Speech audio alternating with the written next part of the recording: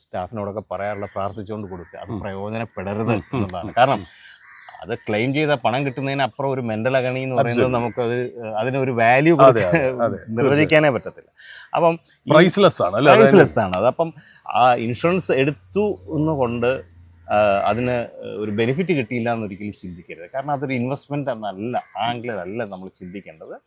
അത് നമ്മളുടെ ഈ പറഞ്ഞ റിസ്ക് വന്നാൽ നമ്മളുടെ ലൂസ് അവർ പോക്കറ്റ്, നമ്മുടെ വെൽത്ത് നമ്മൾ നഷ്ടപ്പെടുക, അത് ഒഴിവാക്കുക.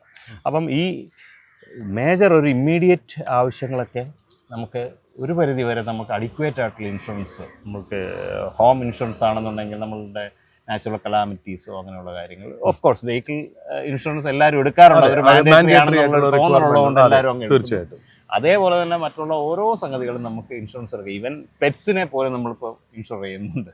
അപ്പം നമ്മുടെ എന്തൊക്കെ അസറ്റുകൾ നമുക്ക് കവർ ചെയ്യണമെന്നുള്ളത് മനസ്സിലാക്കിക്കൊണ്ട് നമുക്ക് ഇൻഷുറൻസ് എടുക്കുക. അപ്പോൾ ആ പാർട്ടിൻ്റെ ആദ്യത്തെ ഒരു പോർഷൻസ് കവർ ചെയ്തു. പിന്നെ ഒരു എമർജൻസി ലിക്വിഡിറ്റി എന്നുള്ള ഒരു ഇഷ്യൂ വരുവാണെന്നുണ്ടെങ്കിൽ ആണ് നമുക്ക് ഈ പെട്ടെന്ന് ലിക്വിഡേറ്റ് ചെയ്യാവുന്ന അസറ്റ് ക്ലാസ്സിൽ ഇടുകയാണെന്നുണ്ടെങ്കിൽ നമുക്ക് ഇപ്പോൾ ഇക്വിറ്റി ആയിക്കോട്ടെ, ഒരു ബിസിനസ് T+1 ഡേയ്സിൽ നമുക്കത് പൈസ തിരിച്ചെടുക്കാം.